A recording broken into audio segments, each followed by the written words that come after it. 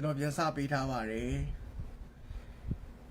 မိချင်းနဲ့မိကုန်းတွေ comment မှာရိုက်ပေးပါအကယ်၍ join လို့မရရင်ပြောတာနော်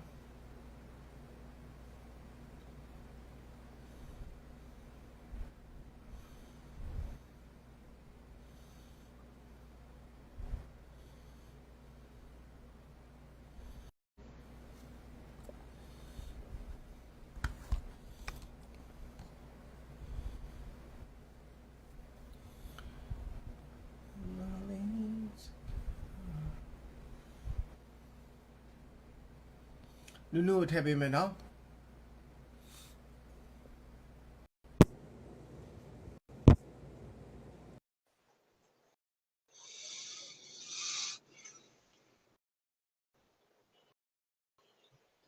နုနုကိုထည့်ပေးနေပါတယ်ထည့်ပေးပြီးတော်တော်လေးစောင့်မယ်ထင်တယ်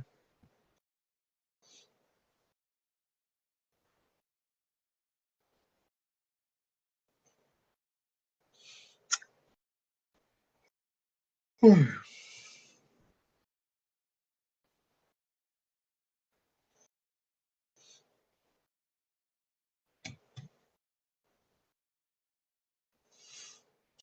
နုကိုထည့်တာလေးလဲနေโอเค comment မှာမေးချင်တဲ့မေးခွန်းရိုက်ပေးပါနော်ကျွန်တော်ဖြေလို့ရအောင်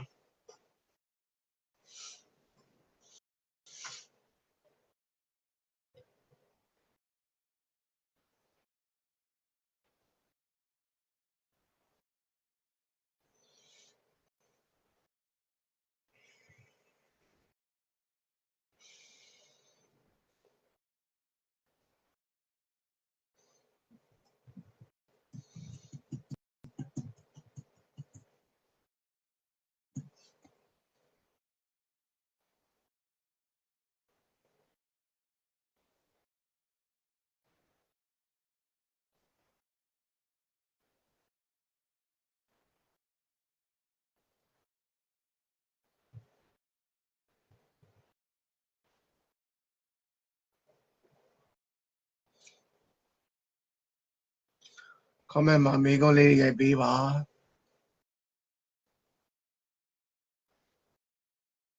စာရိုက်လိုက်သမီးမေးခွန်းစာရိုက်လိုက်နော်ဖြေလို့ရအောင်ရိုက်နုနုမေးခွန်းစာရိုက်ကြည်ကြည်စာရိုက်ကျော်စိုးစာရိုက်မေးခွန်းဖြေပေးမယ်စောငင်းချမ်းစာရိုက်ပါ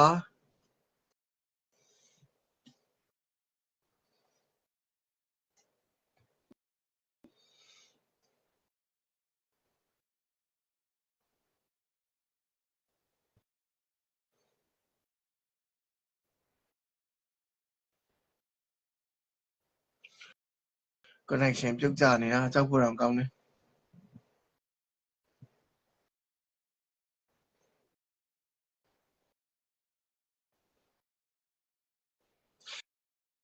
ပေတီယူယာကုန်းနဲ့ယောဟန်တို့ကကျွန်တော်နေနော်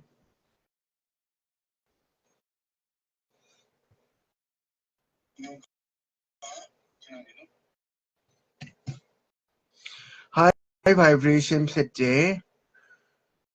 heaven ရဲ့ great တကားဝါနဲ့ hell ရဲ့ key တွေကိုပေတီယူခံရပြီး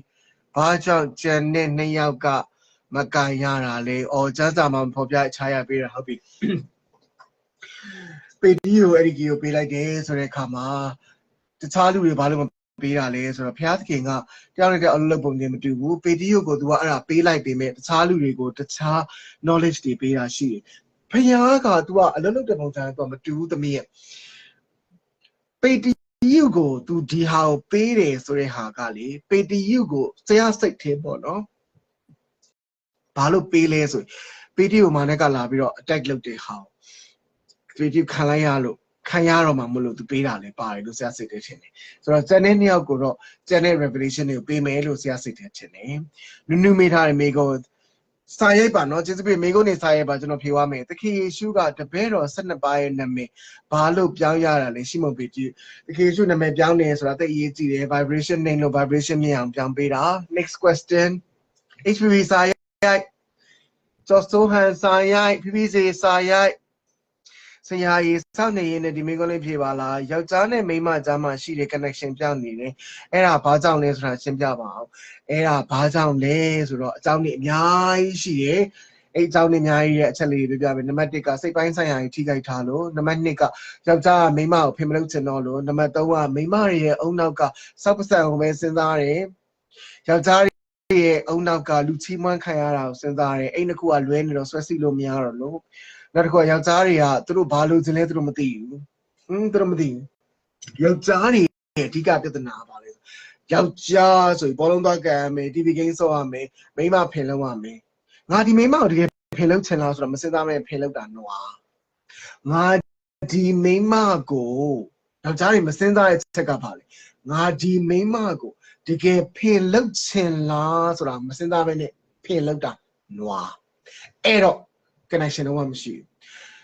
နောက်တစ်ခုကမိန်းမတွေကယောက်ျားတွေဖိလုပ်မဲ့ဆိုအထူးဖြင့်ဗမာမတွေယောက်ျားတွေဖိလုပ်ဒါတော့ sex နော်ပုံမှန်လည်းပြင်မယ်နော်ဗမာမတွေဖိလုပ်ပြီးဆိုရင်ဂရီမော်တက်တကိုလုံးချက်ချပေါင်နှချောင်းကာယောက်ျားတက်လို့ပြီးပြီလားစင်ဒါပဲဆိုတော့အဲ့ယောက်ျားတွေလည်း feeling မလားတော့အဲ့တော့ chemistry ကမရှိဘူးနောက်အစိုးဆုံးကယောက်ျားတွေကသူတို့ပုံနေအပုံနေဖြစ်နေတာကိုလည်းအတင်းကြီးစွတ်ယောက်ျားပြီးသားမယ်ဆိုပြီးမိန်းမတွေကိုဖိနေတက်လို့တော့အမှ damage တွေကုန်ဖြစ်ကုန်ပေါ့အဓိကယောက်ျားနဲ့မိန်းမဘာလို့ chemistry မရှိလဲဆိုတယောက်နဲ့တယောက်တကယ်မချစ်လို့ချစ်တယ်ဆိုတာဘာမှမသိဘူးဆိုတဲ့ခေတ်ကြီးကိုရောက်နေပြီ true love ဆိုတာဘာမှမသိဘူးဆိုတဲ့ခေတ်ကိုရောက်နေပြီလူတွေအားလုံးကမချစ်ပဲတွေ့မချစ်ပဲဖယ်လုပ်တယ်ပြီးဒီတယောက်ပြီးနောက်တယောက်သွားတယ်နောက်တယောက်ပြီးနောက်တယောက်သွားတယ်လူတွေတွဲလာများလာလေကိုယ်တကယ်တွဲပေးမဲ့လူမရှိတော့ဘူးဆိုတာခေါင်းထဲမှာမရှိဖြစ်စနိုင်ဖြစ် animal ဇက်ကိုကနေတာဆိုတော့ယောက်ျားနဲ့မိန်းမဘာလို့ chemistry မရှိတာလဲဆိုအဖြေကတစ်ခုတည်းပြောမယ်တစ်ချက်သေးပြောပဲဆိုရင်တကယ်မချစ်လို့တကယ်မချစ်ပဲနဲ့ဖယ်လောက်ကြတာလုပ်တယ်တကယ်မချစ်ပဲနဲ့လက်တွဲတာတွဲတယ်တကယ်မချစ်ပဲနဲ့လူကြားထဲမှာချပြလာချပြတယ်တကယ်ချစ်လားမချစ်ဘူးချစ်လို့ရလားမရအောင်မချစ်ပဲနဲ့ဖယ်လောက်လာလုပ်တယ်အရာသာရှိလားမရှိဘူးအဲ့တော့ connection ဘာလို့မရှိရလဲမချစ်လို့မချစ်ရင်လေ oh my god တရားလူမျိုးတကယ်ချစ်လို့ရတော့လေမာဒီပြန်သွားလေမြန်ခွင်းမှာလာကြရင်မင်္ဂလာလေးမြန်ခွင်းမှာနေဇလန်ဖြစ်သွားလိမ့်မယ် next question တွေ့တဲ့နေရာမှာအဲ့ဒါ auto ပဲလုံးဝမရအောင်တကယ်ချစ်အဲ့ဒါပဲတကယ်ချစ်ဘယ်လိုထိနိုင်မှာလဲရှင်းနေတာပဲ next question ကျော်ဆိုဆရာ self love နဲ့ self respect မိကုန်းနေစတိုက်ရေးသွားပြီနော်အားလုံးနော်ဆရာဖတ်ပြီးရှင်းသွားပြီမယ်ကိုမင်းမဲ့မိကုန်းလာစတိုက်ရေးသွားဆရာဖတ်ပြီးရှင်းသွားပြီမယ်အကုန်လုံးရေးနော်ဆရာ self love နဲ့ self respect ကွဲပြားခြားနားပုံပြောပြပေးပါတဲ့ self love ကအကုသိုလ်စိတ် self respect ကကုသိုလ်ကောင်းတဲ့စိတ်လို့ပြောလို့ရလား self love ရဲ့အောက်မှာဘလို့ဟာလေးပါလဲ self respect ရဲ့အချက်လေးပြောပြ okay ဘာရင်းမြင်နဲ့ self love ဆိုတာဘာလဲဆိုတာအရင်သိဖို့ရည်ကြည် self love ဆိုတဲ့ဟာဗမာရဲ့အမြင်ငါတော့ပဲငါအရင်စဉ်းစားတာ self love ကအကုသိုလ်လားဆိုတော့အကြီးစားဘာဖြစ်လို့လဲဆိုတော့ self love ကိုဝင်သွားတာနဲ့လေလူကလေလုတ်ချင်တာလုတ်တာဘာမှမမြင်တော့ဘူးအသိတရားလုံးဝမရှိတော့ဘူးပြီးရင်ဆုံးဖြတ်ချက်တွေအားလုံးကလည်းငါအတွက်ပဲငါစဉ်းစားရင်ငါဆုံးဖြတ်တယ်ပြီးငါနေ့ထက်မြင့်နေတာအဲ့ဒါတွေဝင်သွား self respect ကြအဲ့လိုမလို့နင်းလည်းမြင့်နေငါလည်းမြင့်နေ respect တွေသွားတာနင့်ကငါမြင့်မြင့်ဆက်ဆက်နေငါလည်းမြင့်မြင့်ပဲနေတယ်အဲ့ဒါ self respect ဆိုတော့ self love တွေနဲ့သွားတဲ့လူတွေအကုန်လုံးကနောက်ဆုံးကြတာဘာဖြစ်လဲဆိုတော့လူတွေကလေ self love ကိုနားမလဲ self love yourself first ဆိုတဲ့ဟာလေအရင်နားထောင်လို့ကောင်းတဲ့ topic ဒါပေမဲ့ဘယ်မှာတောင်းရေးပြဿနာဖြစ်လဲဆိုကို love နေရမပြီးတော့ love လို့မပြီးဟဲ့ချစ်လို့မွားနိုင်ကိုအဲ့မှာမပြီးအစယောဂရမဝင်ပါအဲ့တော့အကုသို့အတုပ်လိုက်လားဆိုတော့ဘေးမှာခွေးဖြစ်နေလဲမမြင်တော့မျက်လုံးကလေမမြင်ဘာဆိုဘာမှမမြင် self love နဲ့ rank သုံးခုဖြစ်တယ်နံပါတ်1ကလေဘာမှမမြင်တော့ဘာမြင်တော့နံပါတ်2ကလေရိုင်းလာတာနံပါတ်3ကလေဘာမှမလုပ်ချင်တော့ပြင်းလာတာမမြင်တော့ဘူးရိုင်းလာတယ်ပြင်းလာတယ်အဲ့3ခုမှာအကုသို့လို့မခေါ်ရင်ဘယ်တစ်ခုကအကုသို့လို့ခေါ်ချင်လဲဖြေပြလိုက်နော် next question ကြည်ဆရာ live 1မှာဘယ်ရောက်ပါလဲဆရာ live 1မှာပြောထားတာဟဲ့ဘယ်ရောက်ပါလဲဒီမှာဟဲ့ဘယ်ရောက်ပါလဲ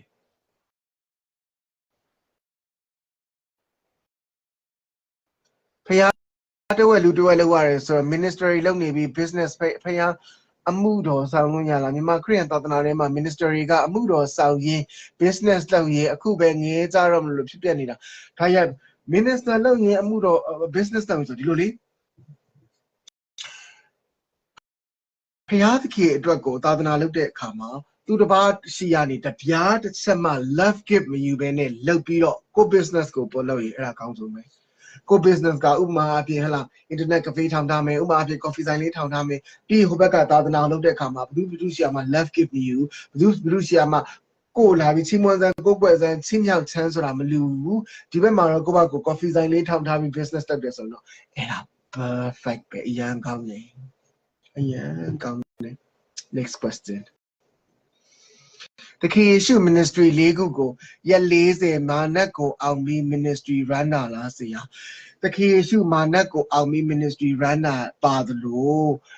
တခင်ယေရှု ministry ကိုလုပ်ဖို့အတွက် Holy Spirit empowerment ပေးလို့တခင်ယေရှုလုပ်နိုင်တာလည်းပါတယ်မာနက်ကိုအောင်လို့ ministry လုပ်နိုင်တာလည်းပါတယ်နှစ်ချက် Holy Spirit empower မပေးတခင်ယေရှုမလုပ်နိုင်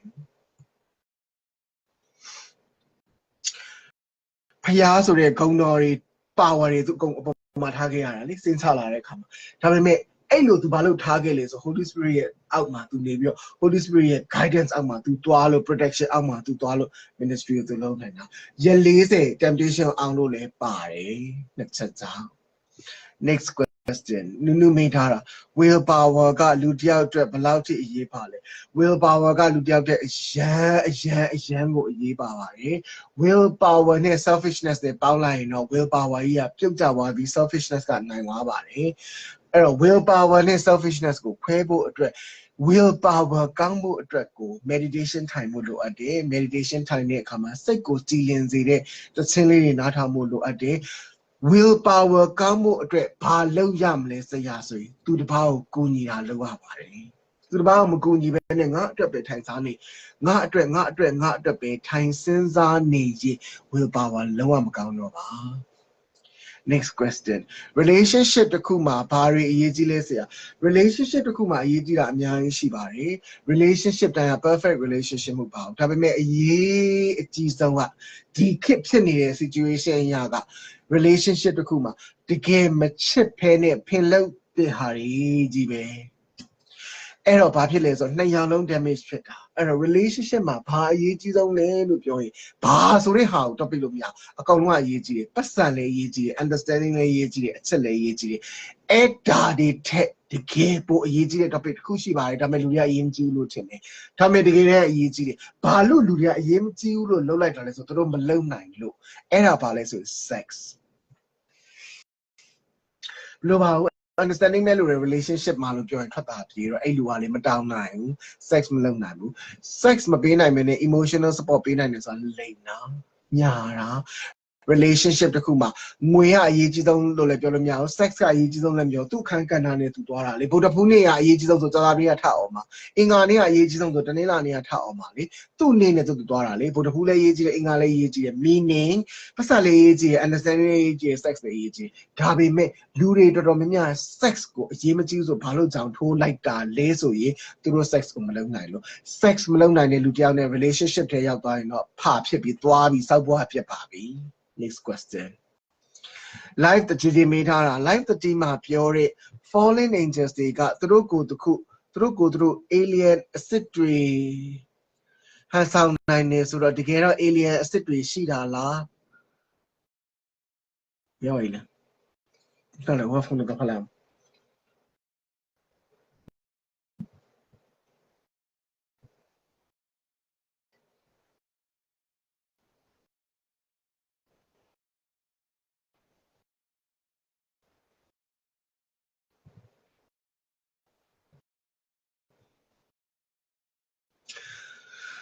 alien အစ်စ်တွေရှိတာလား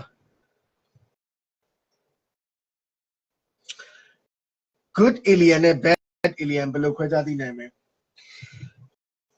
fallen angels လို့မပြောင်းဘဲနဲ့ alien original အစ်စ်တွေရှိတယ်အဲ့ဒီ alien original အစ်စ်တွေကဖျားသိတဲ့ knowledge တွေကိုသူတို့မသိဘူးသူတို့သိချင်တယ်ဒါပေမဲ့သူ ဘုရားသခင်ကိုဆရာတို့မြင်တယ်လို့မျိုး God the Father Holy Spirit သခင်ရှိလို့မြင်အချို့အလေးနေက Holy Spirit ကိုတောင်လေ mountain တောင်လို့မြင်ပြီးတော့ကိုးကွယ်တာရှိတယ်ဆိုတော့အစစ်အတုဆိုတာခွဲခြားရတာရန်ခက်တယ်သမီး That's it the answer next question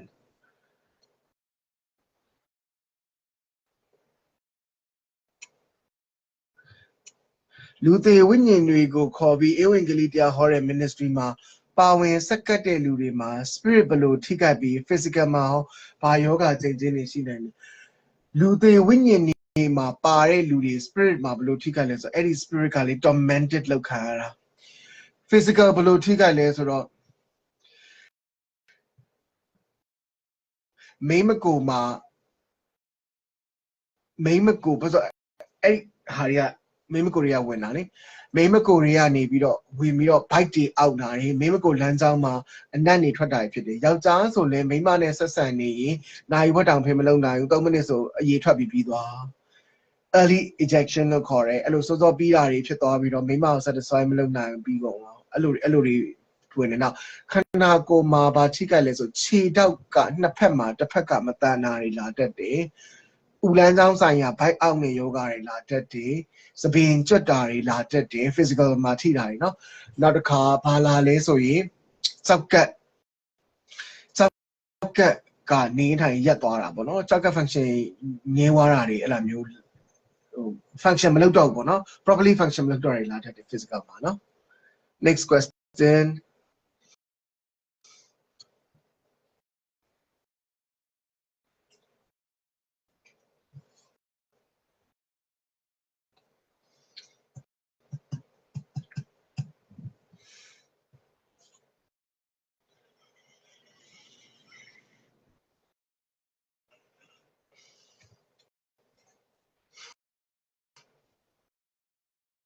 ဟုတ်ရိုက်ပြီးပါဖြည့်ပေးပါမယ်ဟုတ်ကဲ့ပါ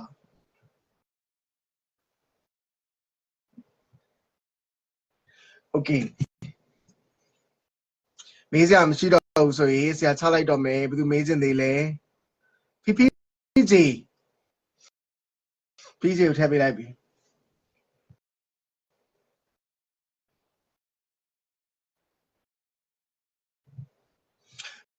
ပုံမှန်လှုပ်နေနေဖျားနဲ့အဆက်အသွယ်မပြအောင်ဘယ်လိုလုပ်ရမလဲကြည့်ရမလဲဆရာပုံမှန်လှုပ်နေရင်းနဲ့မေးသွားလို့အလုပ်များရင်တော့ဖျားလိုလည်းမေးသွားတဲ့အချိန်တိုင်းကိုယ့်ဘက်ကို quiet time ပြန်ယူလေကိုယ့်ဘက်ကို quiet time ပြန်ယူပြီးတော့တနေ့လုံးအလုပ်များရင်အလုပ်ကိုပဲဖြီလိုက်24နာရီဖျားကိုပဲသတိရမယ်မို့အလုပ်များမေးသွားပြီဆိုရင်ညနေပိုင်းကျရင်ဘယ်သူနဲ့မှစကားပြောနေတိတ်လေးကိုယ့်ကိုရေမွှန်းချိုးပြီးတော့ဖျားချစ်လေးဟလာအင်္ဂလိပ်ဖျားချစ်လေးကိုဆိုဆောင်းစဲကိုနားထဲမှာထည့်ပြီးနားထောင်ပြီးတဲ့ခါကျရင်ဖျားကြီးဒီနေ့မှာလုပ်တယ်ရမ်းများတယ်လောက်ရတာဒါပေမဲ့ဖျားကြီးသမီးဖျားကြီးမပါဘဲနဲ့ဘာမှလုပ်လို့မရဘူးဆိုတာသိပါတယ်ဒါကြောင့်မလို့ဖျားကြီးကိုကျေးဇူးတင်ပါတယ်ဖျားကြီးကိုကျွန်မစကားပြောပါတယ်ဆိုပြီးတော့ညနေမှာနှစ်ချက်လေးကိုအင်္ဂလိပ်ချင်းလေးထည့်ပြီးနားထောင်ပြီးတော့စကားပြောပြန်နော်โอเคရှိတယ်နောက်တစ်ယောက်ရေးပါ HV စာရေးပါ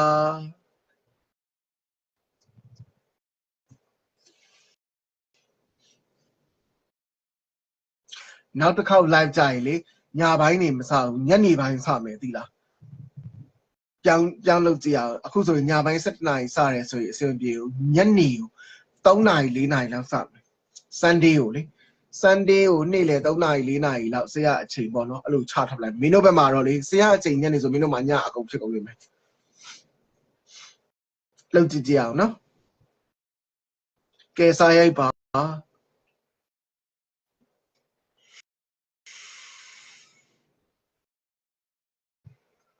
ကျော်စိုးဟန်ဆိုင်ပါ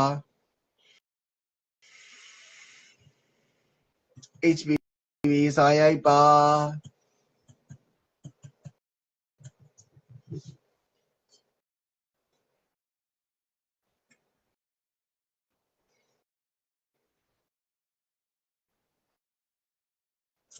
ကြုံကြည်သူချင်းချင်းတို့ညီကိုမောင်မတို့ဆိုတဲ့စကားလုံးတွေအောက်မှာပြီးပြီးတော့ဘာသာရေးပေါင်းထဲမှာစကားလုံးတွေပြီးနေတဲ့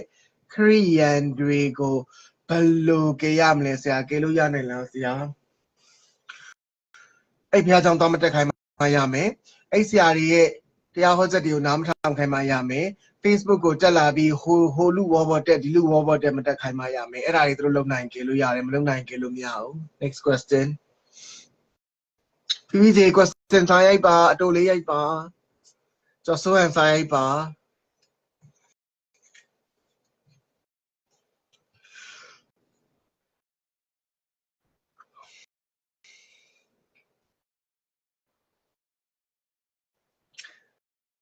ဆရာဘယ်လိုဂီတအမျိုးအစားကိုပုံနာထောင်ပြလဲ sex ကိုလည်းဦးစားပေးရဆရာဘယ်လိုအမျိုးကြိုက်လဲဆိုအခန်းတစ်ခန်းလုံးမီးပိတ်ပြီးတော့ dim light လေးဖွင့်ထားပြီးအဲကွန်အေးစိတ်မအောင်ဖွင့်ထားပြီးတော့စောင်းချုံပြီးတော့အဲ့တချင်းလေးနားထောင်ပြီးတော့လေအိတ်မပျော်ဘူးပေါ့အိတ်မပျော်ဆိုတာဒီလိုလေဟိုအိတ်ချင်တဲ့စိတ်ရှိတယ်ဒါပေမဲ့နားထောင်လို့ကောင်းလို့အိတ်နေဟိုအိတ်တော့နားထောင်တော့ဖြစ်နေတယ်ဆိုတော့ jazz track လေးတွေပေါ့နော်နောက်တစ်ခါ guitar acoustic track လေးတွေဆရာကြိုက်တယ် jazz track လေးတွေဆရာကြိုက်တယ်နောက်တစ်ခါကျဒီ nature တဘာဝအဲ့လိုမျိုးပေါ့နော်အတန်လေးတွေဆရာကြိုက်တယ်များသောအားဖြင့်စိတ်ကိုငြိမ်းချမ်းစေတဲ့အတန်လေးကြိုက်တယ် guitar violin ထက်ပိုပြီးတော့ကြိုက်တယ်depending on the mood ပေါ့နော်ဥပမာပြဂျကူစီထဲမှာ hot tub ထဲမှာစိတ်နေတဲ့အချိန်တိုင်းသူမှ just တွေပါနားမထောင်ချင်အဲ့လိုအချိန်တိုင်းဟလာဟို saxophone လေးနားထောင်ရတာမျိုးထက်တခြား R&B လေးကိုပြောင်းပြီးနားထောင်ရတာပိုပြီးကောင်းတဲ့အချိန်လေးရှိရပေါ့နော် so depends on the mood ပါနားထောင်ပါတယ် PPC အိမ်မက်ဆရာအိမ်မက်စိုးမက်လာရင်ဘယ်လိုဖန်ရှားရမလဲဒူထားဒီအိမ်မက်တွေအကုန်လုံးကိုမက်ပါတယ်ဖျားသခင်ဒီအိမ်မက်တွေအားလုံးကိုအဖဖျားသခင်လက်တော်တွေသခင်ရှုနာမအဖြစ်အပ်ပါတယ်ဒီအိမ်မက်ထဲကနေကျွန်တော်တိုက်ခတ်နေတဲ့နတ်ဆိုးတွေရှိလေဖျားသခင်အကုန်လုံးကိုတစ်ခါလေးဖြစ်စီဖြစ်ပါဒီအိမ်မက်တွေနောက်ထပ်6လက်နာမျိုးလာပြီးမမက်ဖို့အတွက်သခင်ရှုအသွေးတော်အဖြစ်သားရဲ့ခန္ဓာကိုယ်တစ်ခုလုံးလှမ်းချုပ်ပါတယ်တရှင်တော်ဝိညာဉ်တော်ဖျားဒီလိုမျိုးမကောင်းတဲ့အိမ်မက်တွေထပ်ပြီးမမက်စေဖို့အတွက်ကျွန်တော်ကာကွယ်ပါဒီမက်ထဲကနေကျွန်တော်ဖျားသခင်ဘာစကားပြောကြလဲဆိုတော့သင်ပေးပါဒီအိမ်မက်ကိုအဖဖျားသခင်လက်တော်တွေကိုအပ်လိုက်ပါတယ်လက်တော်တွေကိုအပ်လိုက်ကေရှုနာမ၌ဆုတောင်းပါ၏အာမင်လောက်အဲ့တိုင်း next question ဓမ္မဟောင်းထဲမှာမောရှေကသခင်ယေရှုကို glory ကိုပြပါလို့ပြောတယ်သခင်ယေရှုကငါရဲ့ glory ကိုမင်းချက်ချင်းသိမယ်လို့ပြောတယ်ဒါပေမဲ့ဓမ္မသစ်ထဲမှာကျတော့ဘုရားသခင် glory ကိုဘာရောသားရအနေနဲ့သခင်ယေရှုမျက်နှာမြင်ရသခင်ယေရှုမြင်ရတာ the father ရဲ့ glory ကိုမြင်ရတာပဲလို့ပြောတယ်ဒါဆိုဓမ္မဟောင်းမှာကျတော့ God's glory ကိုပြပဲဓမ္မသစ်မှာကျတော့ God's glory ကိုဘာလို့ပြတာလဲ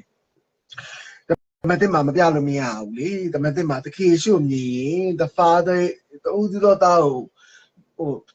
သခင်ယေရှုကိုမြင်တဲ့အခါမှာ the father မြင်ရတကယ်တော့လို့ပြောတာမြင်ရ the father လို့ပြောတာမဟုတ်Father မြင်ရတကယ်တော့ Holy Spirit ဟာ dove အနေနဲ့ကျုံးငယ်ကဲ့သို့ဆိုတဲ့စကားလုံးက as if လို့ပြောတာ as if ဆိုတဲ့ဟာတကယ်ရှုမြင် God the Father မြင်တယ်လို့ပြောတာမဟုတ်မြင်ရတကယ်သို့လို့ပြောတာဆိုတော့ the Father လားတကယ်ရှုဆိုမဟုတ်ဘူးတကယ်ရှုကြည့်ပြီးတော့ the Father replica the Father representative the Father ambassador the Father ကသူ့ရဲ့တကယ်ရှုရဲ့ nature ကိုကြည့်ပြီးတော့အဲ့ဒါတွေကိုတော့ the Father မှာရှိပါတယ်ဆိုပြီးတော့ကဲ့သို့ဆိုတဲ့ဟာနဲ့ the father ကိုကျတော့အစမ်းလုပ်တာ the father ယူတဲ့မြင်တာမဟုတ် next question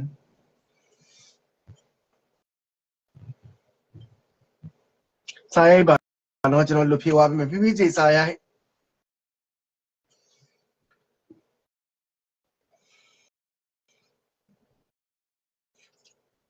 တို့စိတ်ထဲမှာလေဒီလို attack ဝင်တာလေ revelation တစ်ခုကိုပြောဖို့ရှိတယ်လို့ထင်တယ်ဗာလဲတော့မသိသေးလားအခုလူတွေဗီဒီယို join လို့မရအောင်စားရိုက်ပြီးတော့မေးတယ်နော်အဲ့ဒါလေတို့ revelation တခုကိုပြောပြဖို့အတွက်ရှိလို့ attack လုပ်တယ်လို့ဆိုချင်မှာရုပ်ပြထင်လာတယ်။နယ်လေးနိုင်ထိုးတော့မယ်။ကဲမင်းကမေးရိုက်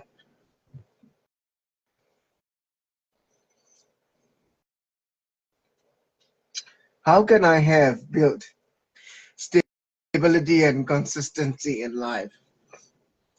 Get out of America. You will get stability and consistency. If you stay in America, there is no fucking stability of the mind and consistency in life. America machine. Get the fuck out of America. Go to Europe or go to Asian country. Asian country လို့ပြောတဲ့အခါမှာ Malaysia မသွားနဲ့ Philippines သွား Korea သွားဗမာပြည်ပြန် Singapore မသွားနဲ့ Malaysia မသွားနဲ့ခုနပြောတဲ့နိုင်ငံသုံးနိုင်ငံကိုသွားအဲ့ဒါဆို you will have the stability of the mind ရနိုင်တယ် and then you will have a fucking beautiful nightlife ကိုရနိုင်တယ် and then you will see that ငါဘာလို့လဲ America မှာ fucked up ဖြစ်နေတယ် how many years I'm going to waste in this country ဆိုတာတမီးအဲ့ကိုရောက်သွားရင်သိသွားနိုင်တယ် make sure you have a job in those country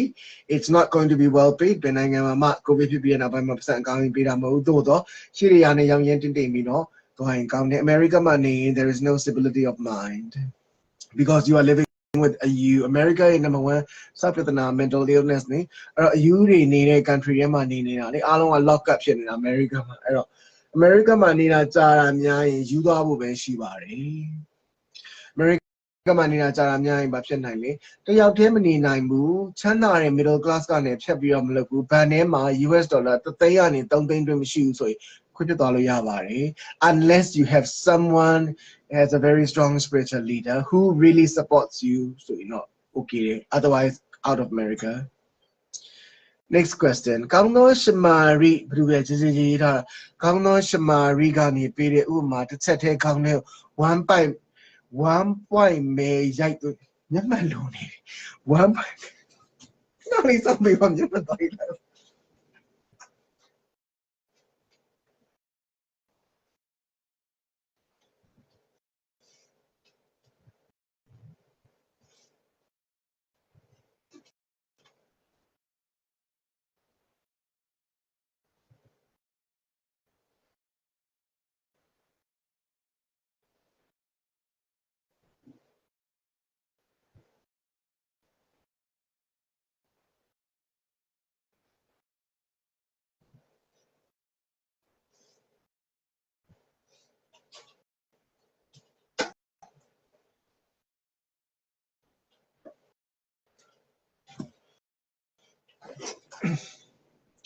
ဖြစ်ကလည်းမျက်မှန်တွေကိုဖတ်နေရတယ်ဆိုရင်ဖြစ်ရ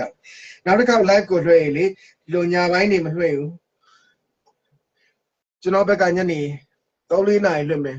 ယူရိုဘက်ကတော့ညတကောင်နေဖြစ်နေလိမ့်မယ်နော်အဲ့ဒီကောင်းသောရှမာရိယနေပေးတဲ့ဥပမာတစ်ချက်ထဲကောင်းတဲ့တစ်ပွိုင်နေပဲရိုက်ထည့်ပေးပါ humanitarian လူသားချင်းချင်းစာနာပါ forget about fucking church forget about being your position and title လူချင်းချင်းကူညီပါ first priority က help other people တစ်ချက်ထဲပြောပါဆိုရင် be kind ဒီဘာမှမတနာညတာပါ be kind self respect သူများကိုကယ်ပါ be kind သူများပေါ်မှာတနာကျင်တာကောင်းသောရှမာရိယနေပေးတဲ့တစ်ချက်ထဲ point ဆိုရင်ပါလေ be kind the golden rule ကပါလေ treat other as if they're going to treat you ကိုသူများ treat လုပ်စေခြင်းနဲ့တိုင်းသူများကို treat လုပ်ပါ the golden rule okay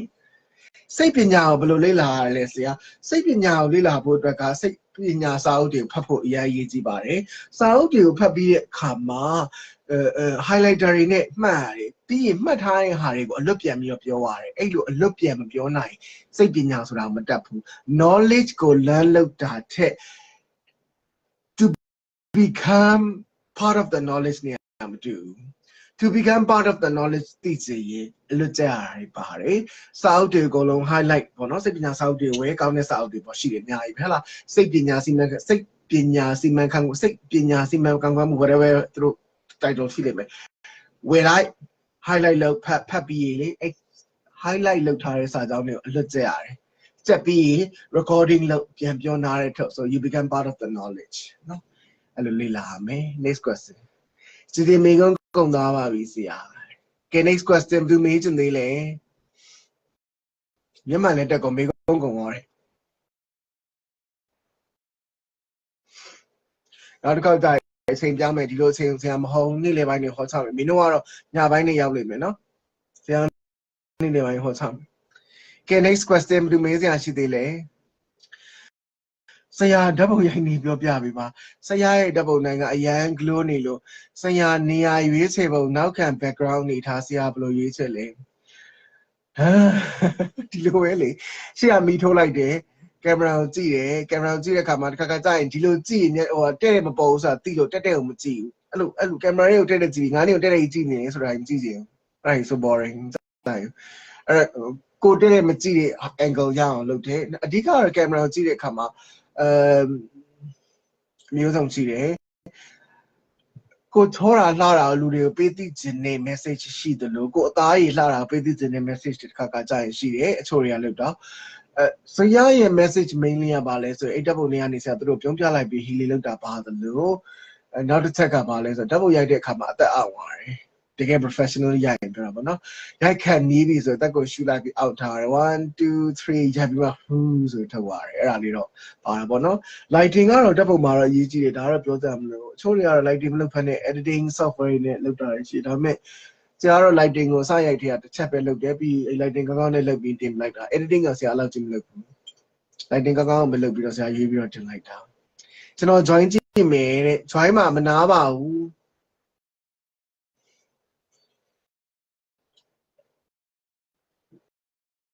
ကျေးဇူးတင်ကိုထည့်ပေးလိုက်ပြီကျွန်တော်ကဒီညလူတွေအတွက်ကို live ဖော်ပေးမယ်လို့သတ်မှတ်ထားတယ်ကျွန်တော်တကယ်ပေးဆက်တာလေကျွန်တော်ဆုံးဖြတ်ချက်ချပြီးချရတဲ့အတိုင်းလုပ်တာဒါလည်းဒါလုပ်မယ်ဆိုတာလုပ်တယ်စပောက်ပြီးလုပ်တယ် that's it ကျေးဇူးကိုထည့်ပေးနေပါတယ်ဖြိုးဘူးလေဟိုကဘာလို့နူးနူးနဲ့ကျော်စိုးဟန်ဓာတ်ပုံရိုက်နောက်တစ်ခုကဘာလို့လဲဖိဖိကြီး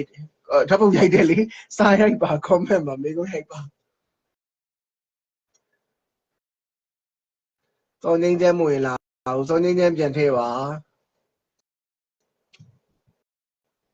စောင်းငင်းချမ်းကိုထည့်ပေးနေတယ်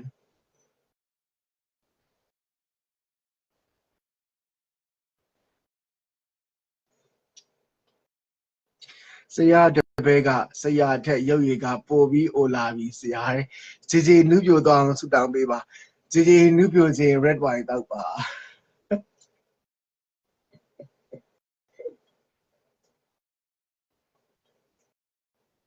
red wine တောက်ပါနုပါလိမ့်မယ်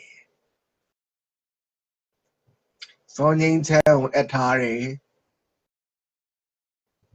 နောက်တစ်ခါ live ပြောရလေဒီလိုညပိုင်းနေမဟုတ်ဘူးဆရာပိုင်းကနေ့လေဒီညနေကြီးလွတ်မယ်မင်းတို့ကညဖြစ်သွားလိမ့်မယ်ချပြောမတတ်နိုင်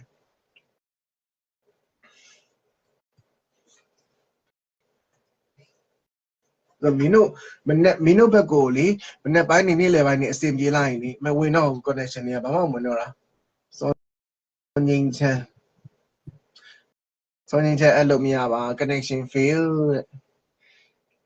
တဲ့ပေးနေတယ်စောငင်းချမ်း send request ပို့ရမရဘူးဆရာဟုတ်တယ်ဒီဘက်ကလည်းပို့ရမရဘူး connection ကိုပြုတ်ကိုကြနေ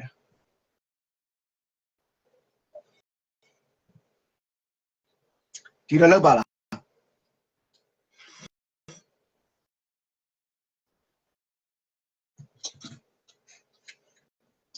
ဒီမှာမနေ့3နာရီခွဲပြီဆိုတော့တို့အိတ်လိုက်မယ်ကွာတို့နိုးလာတယ်နေ့လေလောက်ကြာရင်အလုပ်လုပ်ပြီးတို့တစ်ခေါက်လိုက်ပြန်လွတ်ပဲအဲ့ချိန်ကျရင်ဝင် join လုပ်ရရင်ဝင် join လိုက်ကြပြောနားလေလားအခုချိန်မှာတို့ချိန်မှာမနေ့3နာရီချရေးလိုက်နော်တို့ချိန်မှာခုမနေ့3နာရီ20ရှိပြီတို့အိတ်လိုက်မယ်မနေ့မိုးလင်းတို့အလုပ်လုပ်ပြီးတို့ဘက်ကနေ့လေပိုင်းဖြစ်လိမ့်မယ်တို့ဘက်ကနေ့လေ Monday နေ့လေ1နာရီ2နာရီ3နာရီမှာတို့ live လွှင့်လိုက်မယ်အဲ့ချိန်ဗမာပြည်ကတော့မိုးတွေချုပ်ပြီးတော့တကောင်တွေဖြစ်နေမှာပေါ့နော်အဲ့ဒါကိုထပ်ပြီးတော့ join လုပ်ကြည့်ပါလားနော်တို့ပြန်လွှင့်ပေးမယ်နော် Monday အခုက Monday မနေ့3နာရီခွဲပြီးတို့အိတ်လိုက်မယ်ပြီးရင်တို့အလုပ်လုပ်ပြီးရင် Monday နေ့လေ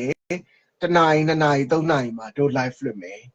အဲ့ချိန်တိုင်းဝင် join ကြည့်ရလားဆိုကြည့်ရအောင်လေဟုတ်ပြီနော်စောင်းချင်းကြောင်နောက်ဆုံးချိန် app ပေးမယ်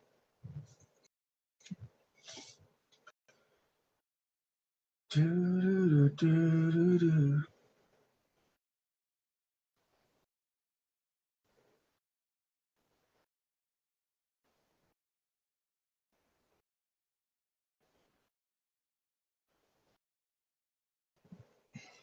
ုတ်ကဲ့ပါဆရာအဲ့ဒီနေ့လေမှာလေကျိုးစိတ်ထဲမှာခုပြောမယ်နော်တို့ခုချလိုက်တော့မယ်မနေ့3နာရီခွဲပြီးတော့အိမ်မယ် မနေ့3နာရီခွဲပြီးတို့အိမ်မယ်နိုးလာရင်အလုပ်လုပ်ပြီးတော့တို့နှစ်လေ1နာရီ2နာရီ3နာရီတစ်ချိန်ချိန်မှာတို့ live ပြန်ခေါ်မယ်အဲ့ချိန်မှာလေ revelation တစ်ခုပြောပြလိမ့်မယ်အဲ့ဒီ revelation ကိုပြောရမှာမလို့လေဒီ live တွေကို attack လုပ်တယ်ဆိုတဲ့ဟာတို့စိတ်ထဲမှာရတယ်ဘာလဲတော့မသိဘူး I don't know that ဆရာတခုမေးလိုက်တော့မယ်ကဲမေးလိုက်တော့မြန်မေးလိုက်တော့မေးလိုက်ပြီးဆောင်းလိုက်တော့မေးပါဦးစောငိမ့်ချမ်းမိမယူပြီးမှယောက်ျားယူလို့ရလားဆိုရတယ်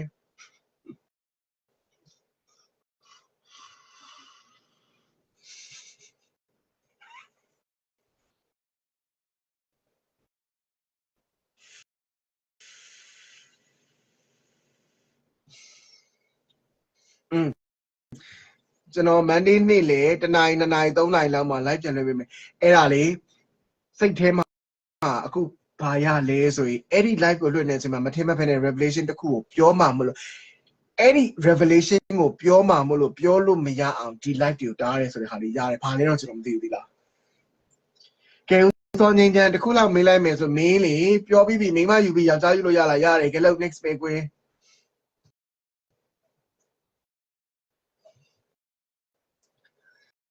ကျော်စိုးဟန်စောငိမ့်ချမ်းကိုပြောလိုက်ပါမိမယူပြီးယောက်ျားယူလို့ရတယ်လို့မြန်ရေးမေးခွန်း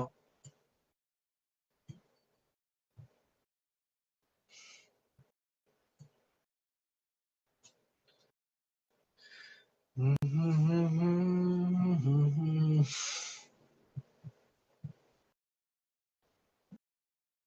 ဲ့နေအောင်စောငိမ့်တဲ့မှာမေးစနေတယ်ဦးစောငိမ့်စံစာရိုက်တာရမ်းကြတယ်ယောက်ျားယူလို့ရတယ်ဆိုတဲ့ဟာကိုကြားလိုက်တော့လက်တွေတောက်နေပြီ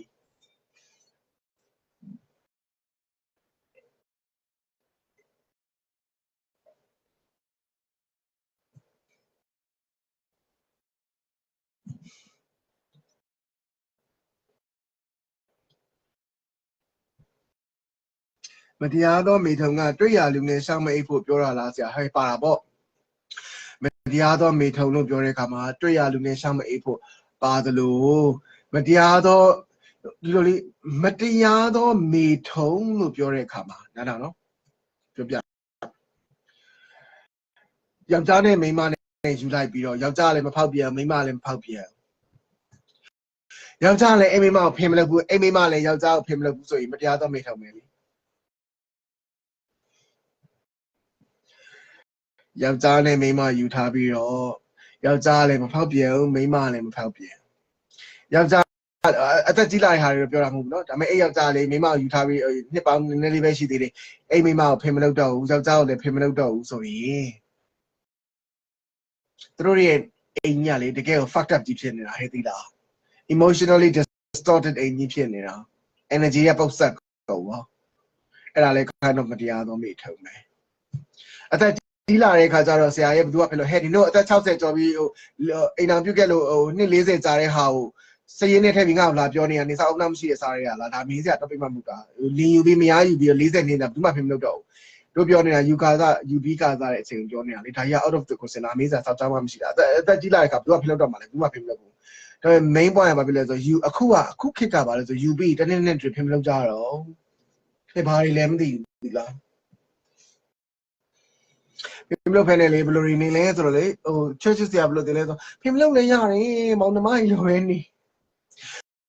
မောင်နှမတွေမဟုတ်ဘူးသီလားခဏနေတော့လေညီမတွေဖြစ်ကုန်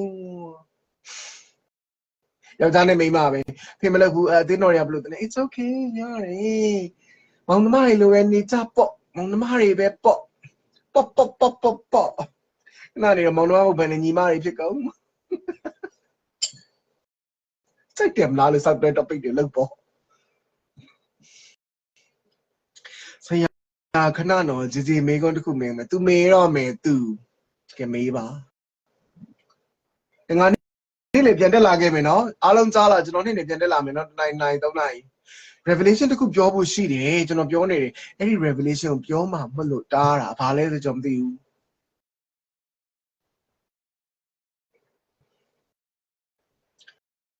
မတက်မော်လွင်နေကောင်းပါလား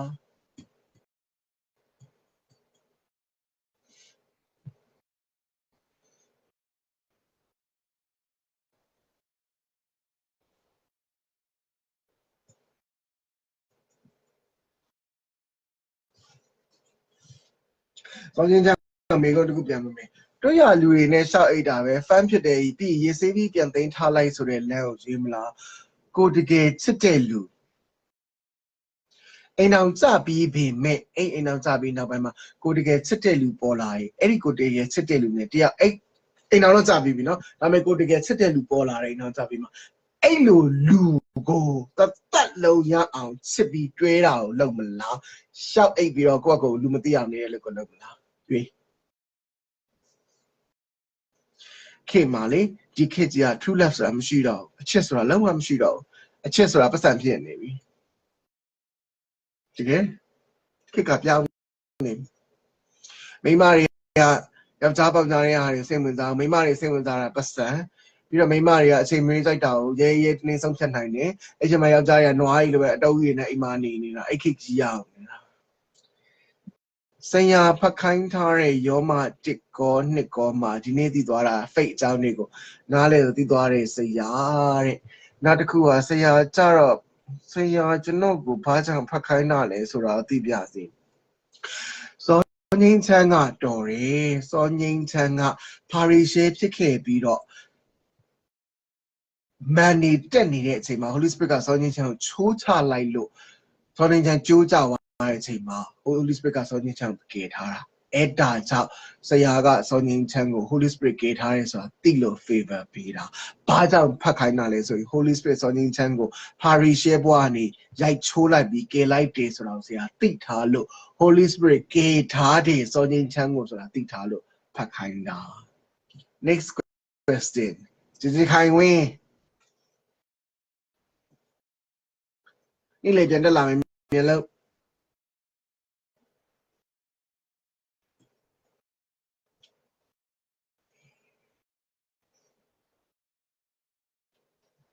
မာရီနဲ့မာတာစနာရီယိုရှင်းပြပါဖျားသခင်ကကောင်းသောရယူလို့ပြောတဲ့ခါမှာလူတွေကဘာလို့တက်ပဲလဲဝါတယ်ဟဲ့မာရီနဲ့မာတာမှာလေဖျားပြောတဲ့စကားရှင်းရှင်းလေးသိလားဘာမှမလုပ်ပဲလာထိုင်းလို့ပြောတာမဟုတ်လုပ်ဆရာရှိတာလုပ်ပြီးလာထိုင်းလို့ပြောတာဝိုင်းရရှင်းနေတာလုပ်ဆရာရှိတာလုပ်ပြီးလာထိုင်းနားထားဘာမှမလုပ်ဘဲနဲ့လာထိုင်းလို့သူပြောတာမဟုတ်ဘူး translation လုပ်လိုက်တာအကုန်လွဲကုန်တာလူလာတဲ့အခါမှာတကယ်ရှိကိုကျွေးဖို့မွေးဖို့အစားရပြင်ဆင်ထားရောက်လာတဲ့အခါမှာဘာပြင်ဆင်တာမလုပ်နဲ့အစားရပြင်ဆင်ထားတကယ်ရှိရောက်လာပြီဆိုရင်ထိုင်းတရားနာရှင်းနေတာပဲပြောတာဘာပြောတာလဲသိလားသူ့ကဏ္ဍနဲ့သူလောက်ရတယ်ဒီအချိန်မှာပြင်ဆင်တာကိုလုပ်ရင်ပြင်ဆင်တာကိုလုပ်တကယ်ရှိကြွလာပြီဆိုပြင်ဆင်တာတွေကိုရက်တော့ကြောက်ကြောဘန်းနေပြင်တာလဲရက်မုတ်လက်ဆောင်ဘန်းနေပြင်တာလဲရက်အုပ်လက်ခေါက်ဆက်ပြင်တာလဲရက်ပြင်ဆင်တာတွေအကုန်လုံးရက်ကဏ္ဍပြောင်းတာအုံနောက်ကိုအကန့်အကန့်နဲ့လို့ဒီကဏ္ဍကိုဒီချိန်မှာလို့ဒီကဏ္ဍကိုလို့ပြီးပြီဆိုရင်ရက်နောက်ကဏ္ဍကဘာလဲတကယ်ရှုရှင်မှာတရားနာမယ်ဆိုတရားနာရဲ့ချိန်မှာဟဲ့အုံနောက်ခေါက်ဆွဲရလေမွေးသေးရဲ့လားဆိုရုပ်ရှင်မရိုင်းနေအဲ့ဒါကိုပြောတာရှင်းနေတာပဲယိုအဲ့ဒါပြောဂျူလီယာကိုမေးလိုက်လေစကလုံးလေးလည်းရှင်းလေးထွက်သွားတယ်လေဆောက်ချက်တွေလည်းကွဲကုန်ရှင်းလေးသူ့အကန့်နဲ့သူ့လောက်ပါထမင်းဟင်းချက်ရမယ့်အချိန်မှာထမင်းဟင်းချက်တရားနာဖို့မစင်စားနဲ့တခေရှုမလာသေးဘူးတခေရှုမလာသေးတဲ့အချိန်မှာထမင်းဟင်းသွားချက်တခေရှုရောက်လာတဲ့အချိန်မှာလေထမင်းဟင်းတွေကုန်းချက်ပြီးဆိုအဲ့ကဏ္ဍကိုချက်လိုက်တော့ဒီဘုံကချာဒီကဏ္ဍကိုရက် chapter 1ကိုရက်ထမင်းဟင်းချက်တာကိုရက် chapter 2ဖြစ်တဲ့တခေရှုရှိမှတရားနာအောင်နာတေချာတရားနာမှတ်ပြီးပြီဆိုရင်တရားလဲဟောလဲဟောပြီးပြီဆို chapter 2ကိုရက် chapter 3ဖြစ်တဲ့လူတွေကိုအစာကျွေးမယ်ဆိုရင်လေစိတ်ကောင်းနှလုံးကောင်းနဲ့သူတစ်ပါးစားပါစေဆိုတဲ့စေတနာစိတ်နဲ့ကျွေး chapter 1ကချက်တာ chapter 2ကတရားနာ chapter 3ကသူတစ်ပါးကိုပရာဟိတစိတ်နဲ့စားပါစေဆိုတဲ့စေတနာစိတ်နဲ့တွေ့တာ three different personality 3 different chapter နားလေလားတကဏ္ဍစီကိုယ်ခန္ဓာနဲ့ကိုခွဲလို့တကန်းစီလို့ရောချလုံးချပြီးလောက်တာစောက်အမြင်ကျင်းနဲ့တိုင်းရင်းသားတွေလောက်တာနေမပါစေနဲ့ next question အဲ့ဒါလည်းဖတ်ပြီးတော့ဆရာ prophet assist ဆိုတာတိလာဖိဆရာပြောတယ်ဆရာ prophet တူဖိမဘယ်ရောက်နေလဲမသိမလေးရှားမှာ KLCC မှာလားမသိဖိမokay ဆရာထားလိုက်တော့မယ်နေ့လယ်ကိုဆရာပြန်တက်လာမယ်ဆရာအချိန်ကအခုကြီးမှာ3:31မိနစ်3:00ခွဲပြီဆရာညအိတ်လိုက်မယ်မနေ့အလုပ်လုပ်မယ် နေ့လေပိုင်းတနာရီ2နာရီ3နာရီမှာဆရာတက်ခဲ့မယ်ဆရာ live တက်ခက်နီတနာရီလို့မှကြိုပြီးတော့စာရိုက်မယ်နောက်ထပ်တနာရီဆိုရင်ကျွန်တော် live တက်ပါမယ်လို့ဆရာစာရိုက်လိုက်မယ်အဲ့ဒီမှာဝင်ပြီးတော့ join လိုက်နော်မမေ့နဲ့နော်ဘာပဲပြော internet ဆရာပဲမကောင်းမင်းတို့ဘက်ခါမကောင်းဘေးရပဲမကောင်း question လေးတွေကိုစာရိုက်ပြီးမေးလို့ရတဲ့အတွက်ကျေးဇူးတင်တယ်ဒါပေမဲ့ဆရာချင်းနေသလားနေ့လေပိုင်းလေနေ့လေပိုင်းဆရာတက်လာပြီးတော့မင်းတို့နဲ့စကားပြောတဲ့ခါကျရင်လေ revelation တစ်ခုထွက်လိမ့်မယ်သီလားအဲ့ဒါအတွက်ကိုတားတာသီလားဆရာခဏလေးတဲ့နေပုခနေစာမင်းကနွားဖြစ်သွားတာမဟုတ်နဲ့ဘာလို့ဗမာဆရာနွားမဖြစ်ဘူးနွားကဲ့သို့ဖြစ်သွားတာနွားမဖြစ်ဘူးအမီလည်းပေါင်းဘိုးလည်းမပေါင်းလားနွားကဲ့သို့ဖြစ်သွားတာနွားကဲ့သို့ဖြစ်သွားတယ်ဆိုတော့ main point ကိုပြောချင်တာဘိုးကြီးထွက်လာတာကိုပြောတာမဟုတ်လက်သေးကြီးရှည်လာတာမဟုတ်ခွာထွက်လာတာမဟုတ်ဘူးအုံနောက်ပြတ်သွားတာကိုပြောတာအဲ့တရိစံ level ဖြစ်သွားတာစောက်အုံနောက်ဖြတ်ခံလိုက်ရတယ်ပြောတာနေဘုခနေစာနွားဖြစ်သွားတာညီမြကြီး reprobated mind လောက်ခံလိုက်ရတာခြာရည်တယောက် comment ထဲမှာစောက်နောက်ကြီးပြတ်သွားတာသူ revelation နဲ့တိကုန်ပြီရောဂျူလီယာမေးလိုက်ဒေါက်တာထောင်းနဲ့ကိုထွက်ကုန်တာရောဒေါက်တာထောင်းနဲ့ထွက်ပါဒေါက်တာအပြေနေတာ next question ကမြန်ပြီးပါနောက်ဆုံး question စာရေးပါဘယ်လိုဖြစ်နောက်ဆုံးတစ် question ဖြေပေးမယ်ရိုက်ပါ thank you ဆရာကျေးဇူးရပါတယ် next question ရိုက်ပါ next question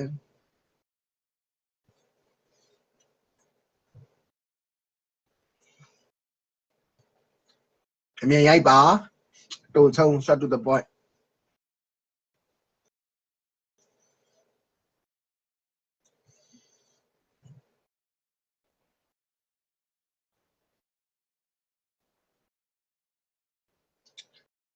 နေဘုတ်ကနေစာနွားဖြစ်သွားနွားလို့အုံနာဖြစ်ခံလာပြော yes reprobate ရေဘုတ်ကနေစာနွားဖြစ်သွားခြင်းညီမြခြင်း reprobated mind စောင်းလို့ဒီဖြစ်ခံလာရတာစပွေနေမြင့်နေလို့လေဟဲ့နေလောက်ပွေမြင့်နေငါနေအုံနောက်ကိုဖြတ်လိုက်လို့ရသူဖြတ်လိုက်အဓိက reprobated mind လောက်လိုက်တာဖះကဘာပြမန်ကိုမကြိုက်ဘူးလေမန်ရန်ကြည့်တော့ဘာဖြစ်လဲစောင်းဆရာအမြင်တဲ့သမီးပြောတယ်ကိုမန်ကိုမချနိုင်ရင်ဘာဖြစ်လဲအဲ့ဒါချရေးစာအုပ်မှာလေအကြီးကြီးဟဲ့ငါမန်ကိုငါမချနိုင်ရင်ငါဘာဖြစ်မှာလဲစာမျက်နှာတို့ရက်ကိုလမ်းစောင်းနွားကြီးဖြစ်သွားတာစောက်အုံနောက်ကြီးပြက်သွားတာဖြတ်လိုက်တာဖះပြောတော့မေတ္တာတော်ရှင်ဆိုဖျော်သခင်ဒီချက်ချင်းမေတ္တာဖြစ်တော်မူပြီးဆိုဖြတ်လိုက်တာ reprobated mind စောင်းနောက်ကြီးဖြတ်လိုက်တာခါရဖြတ်ပဲဆရာနာလေးဖြေပါဦးနဲ့မန္တလေးကညောင်နာတန်နဲ့လုံနေတယ်မြန်ရိုက်ဦးစောငင်းကျဲမြန်ရိုက်ပါကျော်စွမ်းအစောငင်းကျဲကိုဖြေလိုက်ယောက်ျားလို့ဆိုမြန်ယူလို့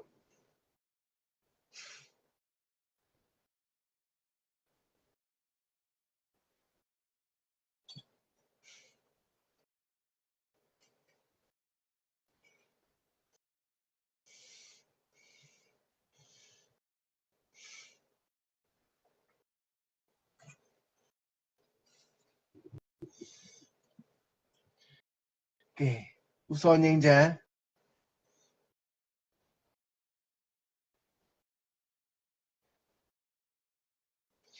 နေဘုခနေစာမင်းနွားဖြစ်သွားမြတ်ကျေ reprobate mind yes that's the thing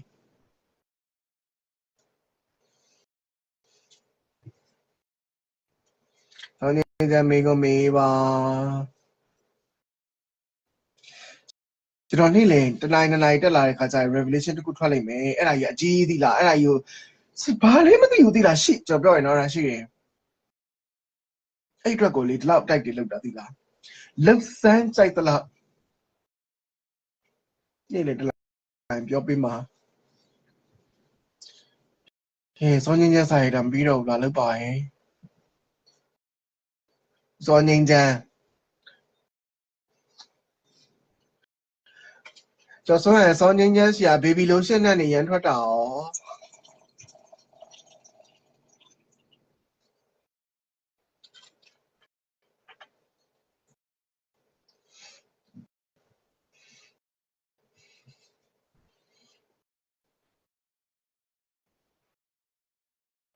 ပြန်မေးလို့ရလား comment မှာဦးစောငင်းချမ်း baby lotion နေလိမ့်လားလို့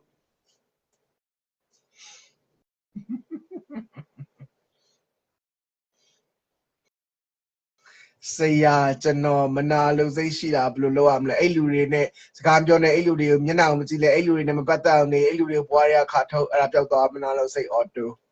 next question ဟဲ့ငါထင်တာလေဆရာကျွန်တော် baby lotion လိမ့်ထားဆရာဘယ်လိုသိလဲလို့မေးမယ်ထင်နေတာ baby lotion တော့ကျွန်တော်ဆိုရင် baby lotion တော့